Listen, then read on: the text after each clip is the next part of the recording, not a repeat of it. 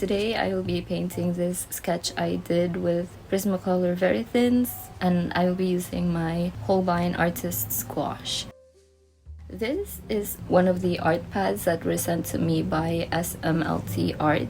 They are also who sent me the Stone Book watercolor sketchbook, which I loved and is one of my favorites now, so I can't wait to try this one.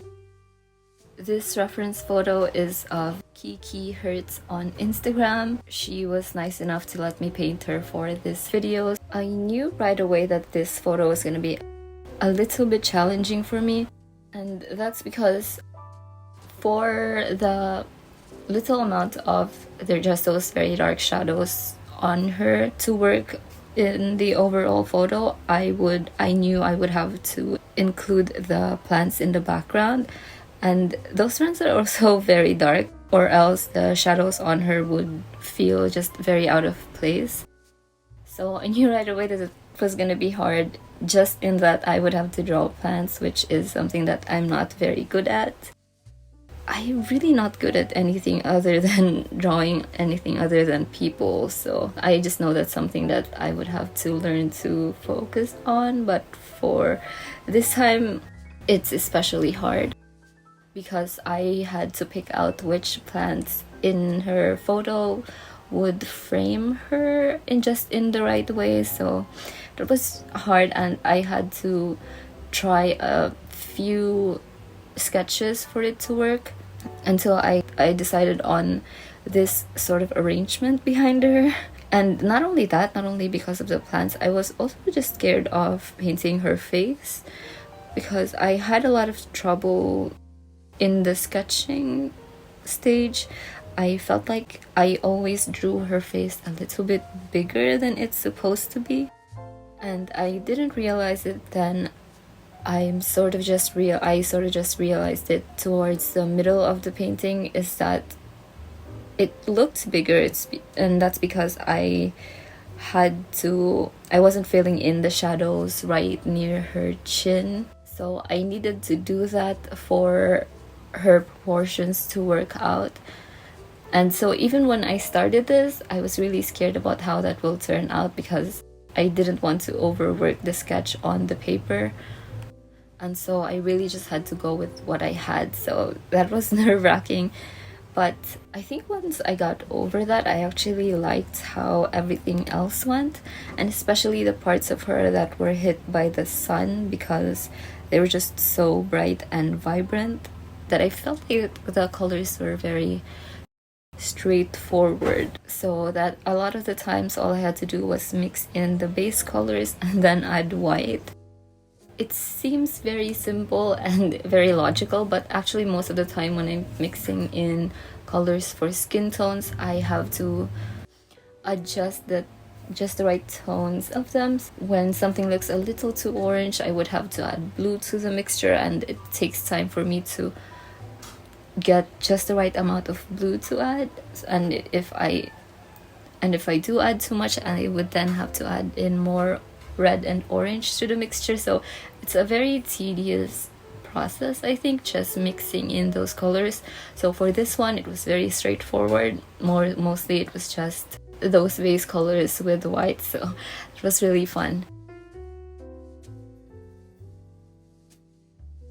I did struggle with the proportions of her face in the sketching stage and also in this painting stage, because just of the angle and how it's slightly turned to the right.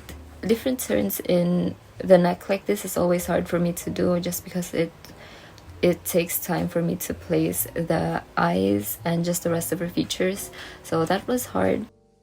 But other than that, this painting really went very smoothly. After the end, when I edited out a lot of the things that weren't important to the video, I only ended up with 45 minutes of footage, which is crazy, because usually I would have at least 2 or 3 hours of footage to edit down. So it was surprising, but also I'm just happy that I don't have to I don't have to edit it that much. That just means there's less work for me.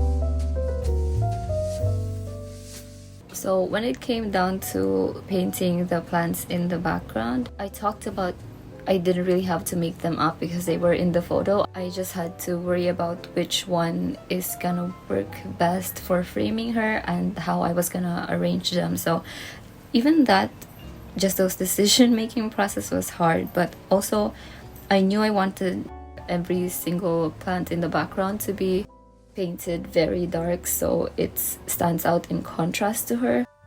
So I had to make sure that I was using very different colors for each one so they don't just blend into each other.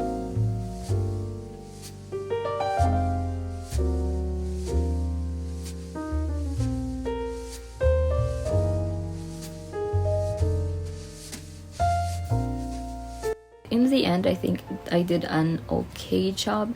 It's not great, but I think they look like plants. I don't know that they would look like specific plants, but at least they're there. I do know what banana leaves look like because I see them a lot here in the Philippines, and I hope I didn't butcher them so much. But yeah, even that turned out to be fun in the end.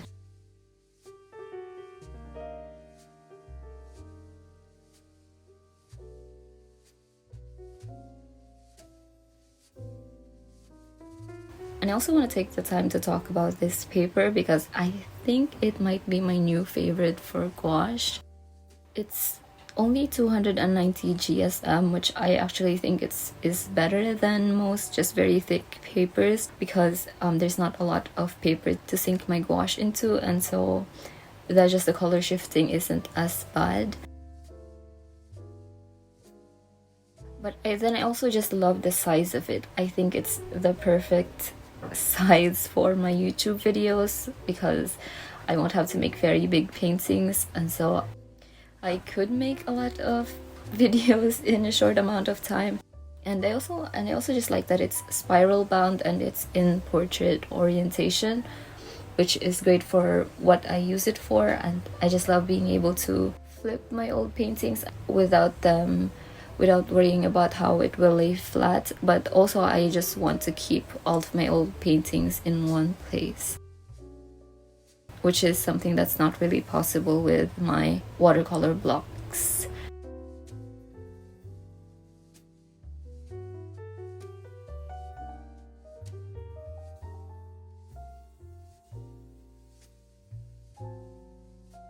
Something else that I really loved about this photo is how there are two different light sources that are hitting her and in two different temperatures. So on her left side with her arm and her face, it's just hit by the sun and it's very warm, and so those colors are very bright and vibrant. But on the right side, it's hit by a different light source, so the colors there are very cool. And I really like the shape that they were making on her, and so I just decided to make the cool side to be a little bit purple so it looks very lavendery, so that it would work really well with just the yellow sunny light that's hitting her face. And I think it went okay. Actually, I really like those colors together. There are instances when I overworked the details that are in the shadows, especially for her hair. So what I did was go back with a bigger straight flat brush and just took out those details so that I was really giving emphasis to the shape that was created by those two different light sources.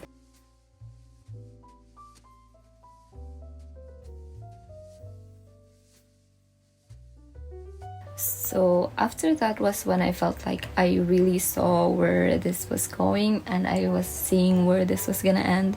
Usually in this stage, it would take me at least a few more days to really finalize where I want to go with a painting. But for this one, I felt like I had laid down the foundation enough for me to be satisfied with how it will look like. So after that, it was just me doing in the finishing touches, just getting in a lot of those details that were like her hair strands that were hit by the light, I think it's a good contrast to the parts of her that are in shadow, that is mostly just these big shapes that I just chose not to put in a lot of details in. I think having those two together really worked out for this painting. I also decided to add in some very bright splashes of orange to those parts of it that are hit by the sun, and especially when they are nearing closer to the edge where they are almost near the shadows, I think it looks like it's glowing. So I really liked the effect that it gave me. So that is it for this piece. I do have a big announcement to make. I am finally opening up a Patreon account. Right now I am in the process of editing and doing voiceover for my first real-time watercolor painting video. It's 1.5 hours of footage, and it's a full walkthrough that is beginner friendly with line work that you can download so you can really paint with me. I will be posting and doing one of those every month for my Patreon. I would just really appreciate you guys' support. Yeah, but even just watching this one is already supporting me, so thank you guys for watching, and I'll be seeing you again soon.